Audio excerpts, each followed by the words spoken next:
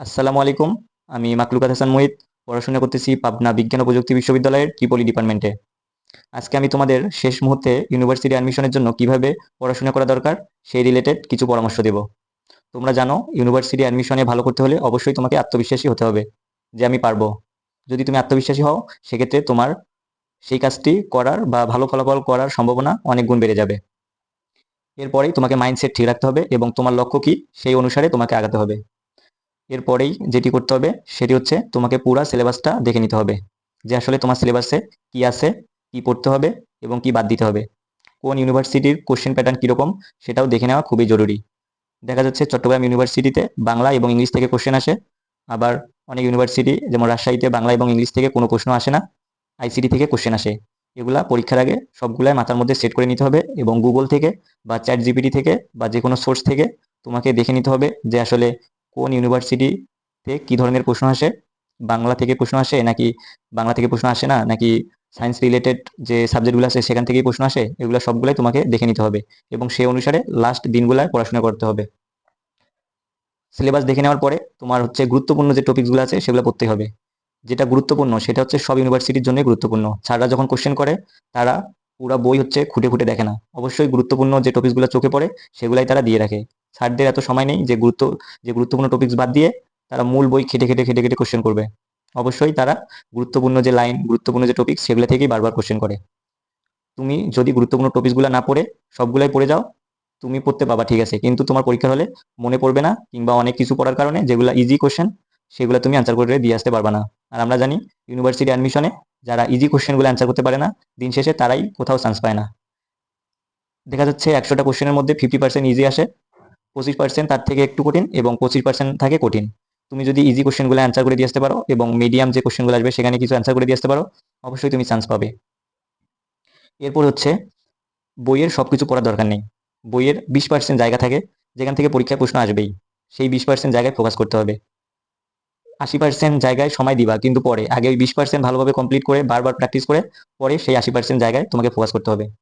এরপরে হচ্ছে যে ইউনিভার্সিটি অ্যাডমিশনে তুমি পরীক্ষা দিতে যাবা তার প্রিভিয়াস 5 বছরের কোশ্চেন সলভ করে যাবা।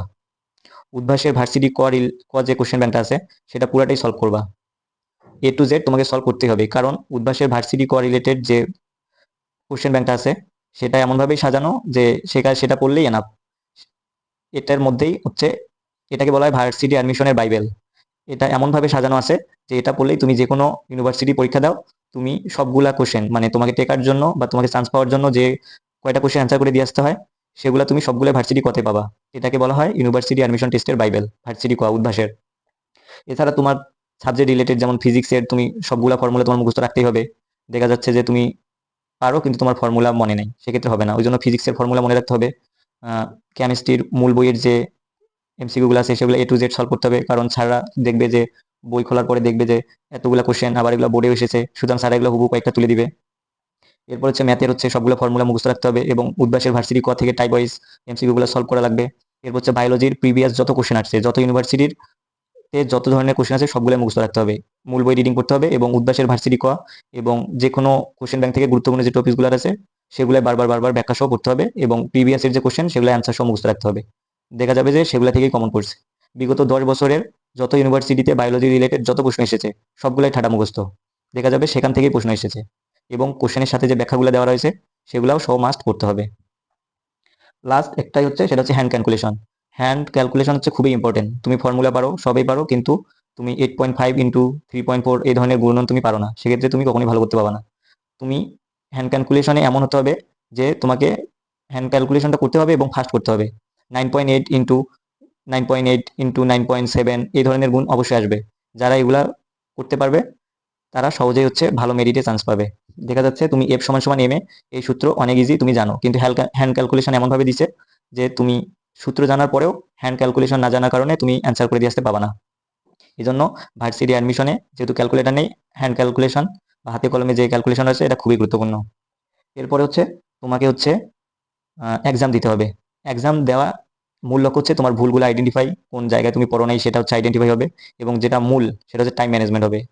তুমি অ্যাডমিশন টেস্টে বায়োলজিতে কত সময় দিবা, ফিজিক্সে কত সময় দিবা, ম্যাথে কত সময় দিবা, সেটা তোমাকে আগের দিন বা আগে থেকেই প্র্যাকটিস করতে হবে। যে আমি এক্সামে বসবো, আমি হচ্ছে ম্যাথে কত সময় দিব পরীক্ষার হলে, ইংরেজিতে কত সময় দিব, বায়োলজিতে কত সময় দিব, সেই অনুযায়ী তোমাকে আগে এগুলা সবকিছু ঠিকঠাক করে রাখতে হবে যে আসলে আমি কোন সাবজেক্টে কত সময় দিব, পরীক্ষা হলে 1 ঘন্টা ওইভাবে ভাগ করে নিতে হবে। যদি তুমি ঠিক করে না যাও, পরীক্ষার হলে কোশ্চেন পাওয়ার পরে তোমার মাথা ঘুরে যাবে, তুমি দেখা যাচ্ছে যে ফিজিক্সেই সময় দিয়ে রাখছো 1/2 ঘন্টা আর বাকি সাবজেক্টগুলোর জন্য 1/2 ঘন্টা রাখছো। পরে দেখা যাবে যে কেমিস্ট্রিতে ইজি কোশ্চেন আসছে কিন্তু তুমি সময়ের অভাবে অ্যান্সার করে দিয়ে আসতে পারো নাই। লাস্ট একটা কথাই বলবো যে প্র্যাকটিস প্র্যাকটিস প্র্যাকটিস। তুমি যত বেশি কোশ্চেন প্র্যাকটিস করবা এই লাস্ট সময়, দেখবা যে হুবহু কোশ্চেন কমন পড়ছে। ম্যাথ, ফিজিক্স, কেমিস্ট্রি যত বেশি কোশ্চেন তুমি এখন প্র্যাকটিস করবা, দেখবা যে হুবহু অ্যান্সার সহ সব কমন পড়ছে। স্যাররা ওই প্রিভিয়াস ইয়ারের কোশ্চেনগুলাই তুলে দেয়, কয়েকটা নতুন নিয়ে আসে কোশ্চেন, কিন্তু যারা ওই প্রিভিয়াস ইয়ারের কোশ্চেনগুলো ঠিক করে দিয়ে আসতে পারে তারাই মূলত চান্স পায়। প্র্যাকটিস করতে হবে এবং একটা পড়া হচ্ছে বারবার পড়তে হবে। তোমার হচ্ছে অনেকগুলো পড়ার দরকার নেই, যেগুলো গুরুত্বপূর্ণ জিনিস সেগুলো হচ্ছে বারবার বারবার পড়তে হবে এবং প্রচুর প্র্যাকটিস করতে হবে যেন তোমার কোশ্চেন দেখা মাত্র অ্যান্সার করে দিয়ে আসতে পারো। এবং তুমি হচ্ছে যখনই অ্যান্সার সহ যেন তোমার মুখস্থ থাকে সেরকম প্র্যাকটিস করতে হবে। এবং লাস্ট একটা কথাই বলবো, সেটা হচ্ছে ঘুম ঠিক রাখতে হবে। পেনিক হওয়ার দরকার নেই, রিভিশন তো দিতেই হবে বারবার। যেগুলো পড়ছো একদম নোট, কি পড়া বাকি আছে, কি পড়ছো, কি পড়তে হবে, এগুলো সব নোট করে রাখবা এবং বারবার বারবার রিভিশন দিবা। এবং ইজি জিনিস হচ্ছে ভুল করা যাবে না, পরীক্ষার হলে কখনোই ইজি জিনিস ভুল করা যাবে না। ফর্মুলাগুলা হচ্ছে মনে রাখতে হবে মাস্ট, হ্যান্ড ক্যালকুলেশনও মাস্ট, এবং প্র্যাকটিস বারবার করতেই হবে। এবং লাস্ট একটা কথাই বলবো যে ধৈর্য, প্র্যাকটিস এবং সঠিক গাইডলাইন পেলে অবশ্যই তুমিও হবে পাবলিক জ্ঞান। আসসালামু আলাইকুম। যদি ভিডিওটি ভালো লাগে তাহলে শেয়ার করে দিবেন।